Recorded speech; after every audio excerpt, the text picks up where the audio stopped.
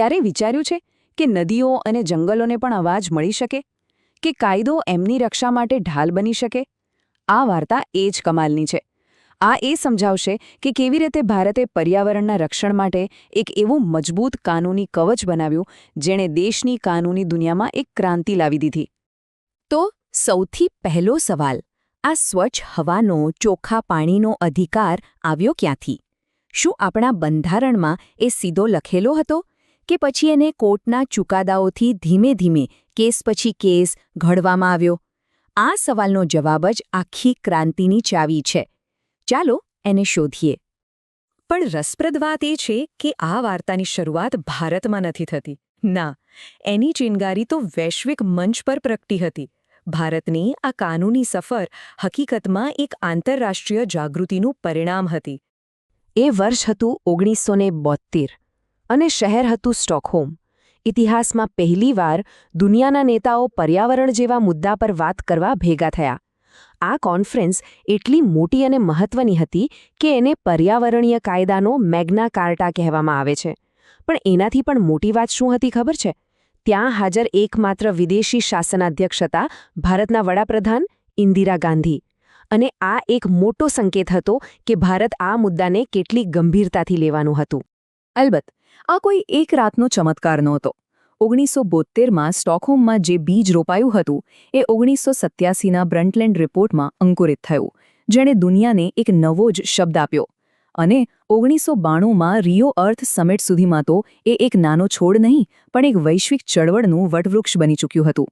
તો બ્રન્ટલેન્ડ રિપોર્ટે એવો કયો જાદુઈ શબ્દ આપ્યો હતો? એ હતો ટકાઉ વિકાસ, સસ્ટેનેબલ ડેવલપમેન્ટ. આનો અર્થ બહુ સરળ પણ એટલું જ ગહેન છે. આજનો વિકાસ એવો હોવો જોઈએ કે આવનારી પેઢીઓનો હક ન છીનવાઈ જાય.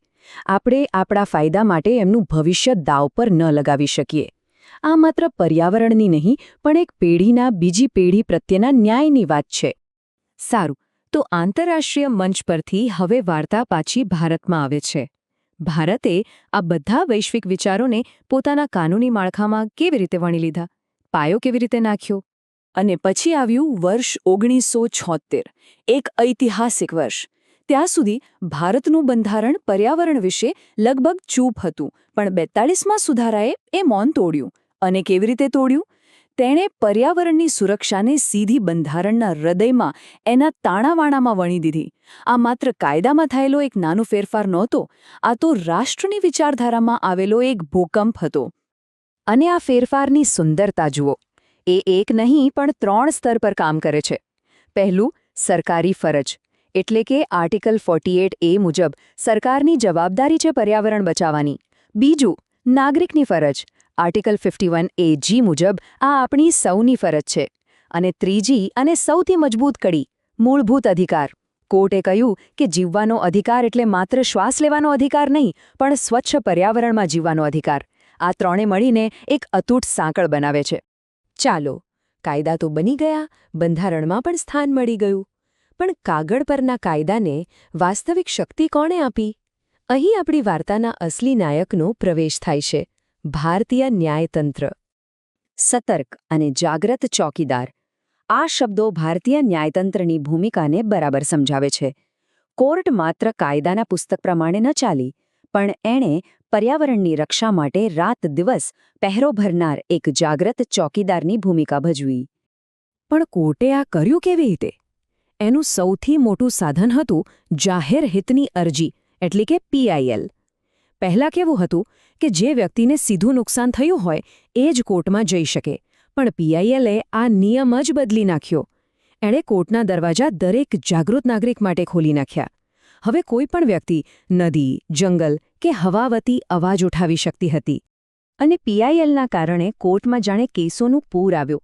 આની શરૂઆત થઈ દૂન વેલી કેસથી. અહીં સુપ્રીમ કોર્ટે ગેરકાયદેસર ખાણકામ પર રોક લગાવી અને એકદમ સ્પષ્ટ સંદેશો આપ્યો. જ્યારે પર્યાવરણ અને ઉદ્યોગ વચ્ચે ટક્કર થશે, ત્યારે પર્યાવરણનો પક્ષ લેવામાં આવશે. આ એક ઐતિહાસિક ચુકાદો હતો.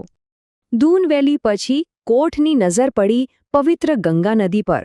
અને અહીં તો ચુકાદો વધુ કડક હતો. કોર્ટે કહ્યું કે રોજગારના નામે નદીના જીવન સાથે રમત ન કરી શકાય. અને તરત જ પ્રદૂષણ ફેલાવતી ફેક્ટરીઓને તાળા મારવાનો આદેશ આપી દીધો. અને કોર્ટની આ સક્રિયતા માત્ર પહાડો અને નદીઓ પૂરતી સીમિત ન રહી. જ્યારે દુનિયાની ધરોહર તાજમહેલ પર પ્રદૂષણનો ખતરો મંડરાયો ત્યારે કોર્ટે કોઈની પણ પરવા કર્યા વગર સેંકડો ઉદ્યોગોને હટાવવાનો કે પછી ઈંધણ બદલવાનો આદેશ આપ્યો. આ બતાવે છે કે કોર્ટ પર્યાવરણની રક્ષા માટે કોઈ પણ હદ સુધી જવા તૈયાર હતી. આ કેસો દ્વારા ન્યાયતંત્ર માત્ર કાયદાનો અમલ જ નહોતું કરી રહ્યું, એ તો કંઈક નવું જ બનાવી રહ્યું હતું. એ શક્તિશાળી નવા કાનૂની સિદ્ધાંતો ઘડી રહ્યું હતું અને આ સિદ્ધાંતો પર્યાવરણ માટે એક મજબૂત ઢાલ જેવા સાબિત થયા. તો આ કયા શસ્ત્રો હતા? પહેલું, પબ્લિક ટ્રસ્ટ ડોક્ટ્રીન. સાદી ભાષામાં કહીએ તો સરકાર નદી, પહાડ કે જંગલની માલિક નથી, માત્ર ચોકીદાર છે. એ જનતા વતી એનું રક્ષણ કરે છે.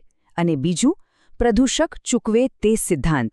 મતલબ, ગંદકી કરો તો સફાઈનો ખર્ચ પણ તમારે જ ઉઠાવવો પડશે, અને એ પણ પૂરેપૂરો, કોઈ બાંધછોડ નહીં.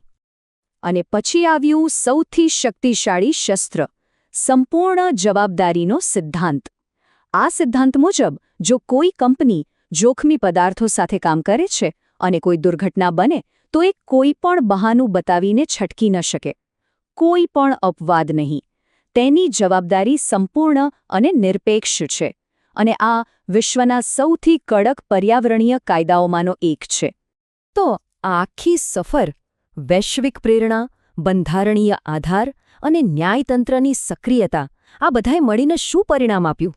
પરિણામ એ આવ્યું કે એક અભેદ્ય કાનૂની કવચનું નિર્માણ થયું.